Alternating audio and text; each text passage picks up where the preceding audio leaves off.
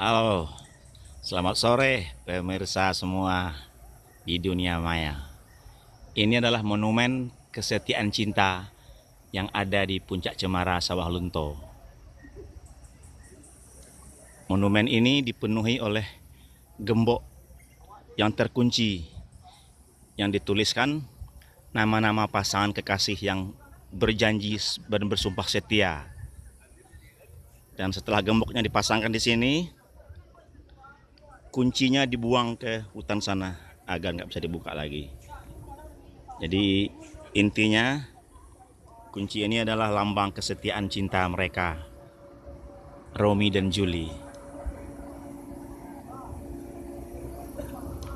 Anda berminat datang sini untuk bersumpah setia dengan pasangan Anda, jangan lupa bawa gembok ya, dan tulis nama Anda dan pasangan Anda. Kunci hati Anda di sini.